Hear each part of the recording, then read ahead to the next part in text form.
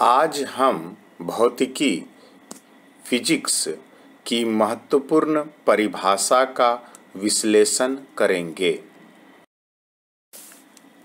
प्रश्न है, भौतिकी क्या है? What is physics?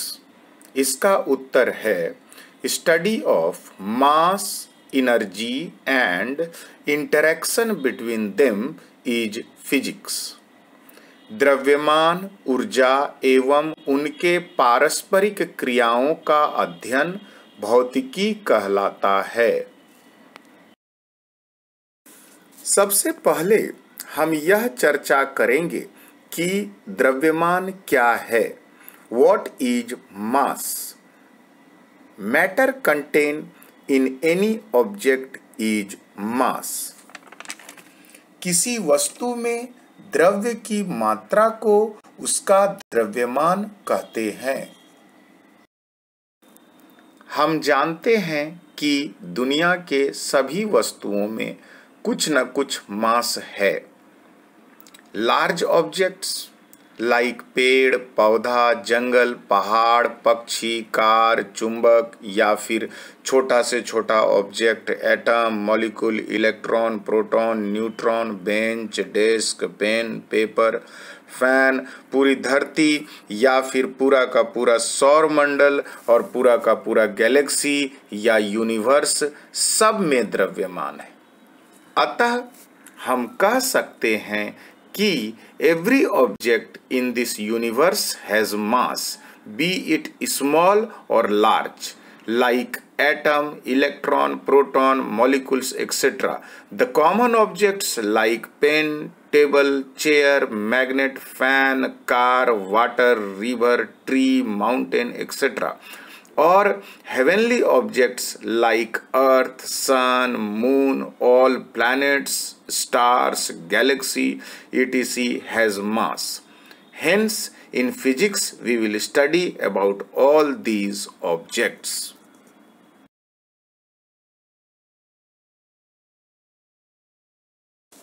दुनिया के सभी वस्तुओं में द्रव्य की मात्रा होती है, जिसे उसका द्रव्यमान कहते हैं।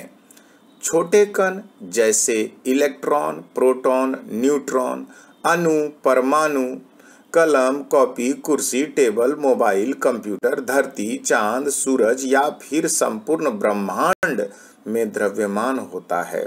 अतः हम भौतिकी में इन सभी वस्तुओं का अध्ययन करेंगे। अब हम इस बात की चर्चा करेंगे कि ऊर्जा क्या है। What is energy? कार्य करने की क्षमता को ऊर्जा कहते हैं। Ability to do work is energy. There are many types of energy. Either mechanical energy or non-mechanical energy. This mechanical energy is further subdivided into two parts: kinetic energy and potential energy. The kinetic energy is also of three types. First, translational kinetic energy. Second, rotational kinetic energy. Third, vibrational kinetic energy. Similarly, the potential energy is also subdivided into two parts. First, gravitational potential energy and second, elastic potential energy. Further, the non-mechanical energy can be of many forms like heat, sound, light, electric, magnetic, nuclear, solar, wind, tidal, geothermal, etc.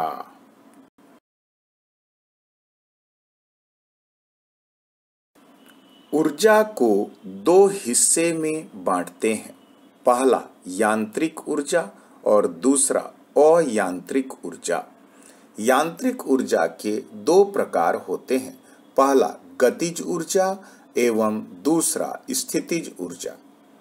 गतिज ऊर्जा के तीन रूप हो सकते हैं: स्थानांतरण गतिज ऊर्जा, घूर्णन गतिज ऊर्जा तथा दोलन गतिज ऊर्जा। साथ ही स्थितिज ऊर्जा का भी दो मुख्य रूप होता है। पहला गुरुत्वीय स्थितिज ऊर्जा तथा दूसरा प्रत्यास्थ स्थितिज ऊर्जा। साथ ही अयांत्रिक ऊर्जा के भी कई रूप होते हैं, जैसे ऊष्मा, ध्वनि, प्रकाश, विद्युत, चुंबकीय, नाभिकीय, सौर, पवन, तरंग, लहर, भूगर्भ ऊष्मा इत्यादि। किसी गतिमान वस्तु में गतिज ऊर्जा होती है।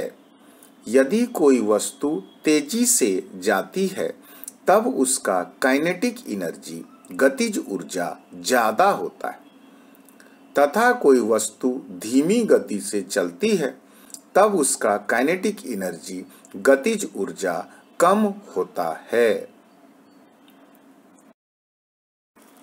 किसी घूमते हुए वस्तु में रोटेशनल काइनेटिक एनर्जी यानी घूर्णन गतिज ऊर्जा होती है। किसी ऑसिलेटिंग ऑब्जेक्ट में ऑसिलेटिंग काइनेटिक एनर्जी होता है, यानी किसी दोलन करते हुए वस्तु में ऑसिलेटरी दोलन गतिज ऊर्जा होती है। किसी बंद कमरे में हवा स्थिर रहने के बावजूद भी एयर मॉलिक्यूल्स में रैंडम डायरेक्शन में गति रहता है और उसमें भी काइनेटिक एनर्जी यानी कि गतिज ऊर्जा होती है। इसी प्रकार हम कहते हैं कि यदि कोई वस्तु ऊंचाई पर होता है तब उसमें पोटेंशियल एनर्जी यानी स्थितिज ऊर्जा रहती है। साथ ही यदि कोई कंप्रेस्ड या इलोंगेटेड स्प्रिंग हो अथवा बैलून या रबड़ इत्यादि में भी पोटेंशियल एनर्जी होता है, जिसे इलास्टिक पोटेंशियल एनर्जी कहते हैं, यानी कि इसे प्रत्यास्थ स्थितिज ऊर्जा कहते हैं। एक एरोप्लेन या बादल जो बहुत ऊंचाई पर उड़ रहा है उसमें पोटेंशियल एनर्जी और काइनेटिक एनर्जी दोनों होता है, मगर इस रुके हुए गोरिल्ला में ना ही पोटेंशियल एनर्जी है और ना ही काइनेटिक एनर्जी है। समुद्र की लहरों में टाइडल एनर्जी होता है। Heat is form of energy which increases the temperature of object. ऊष्मा ऊर्जा का रूप है जिससे वस्तु का तापमान बढ़ता है। हीट यानी ऊष्मा ऊर्जा से हम काम करते हैं। ऊर्जा के अन्य रूपों में जियोथर्मल एनर्जी और न्यूक्लियर एनर्जी बहुत खास है, जिसके पॉजिटिव और नेगेटिव दोनों पहलू हैं। आज हमारे जीवन का सबसे महत्वपूर्ण ऊर्जा का रूप है विद्युत ऊर्जा, इलेक्ट्रिकल एनर्जी।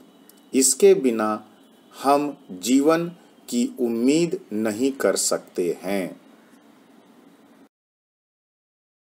ऊर्जा के अन्य रूपों में हम साउंड एनर्जी, केमिकल एनर्जी तथा सोलर एनर्जी भी बहुत महत्वपूर्ण मानते हैं। अतः हम अभी तक फिजिक्स के दो महत्वपूर्ण एलिमेंट मास और एनर्जी, द्रव्यमान और ऊर्जा के बारे में सीखे।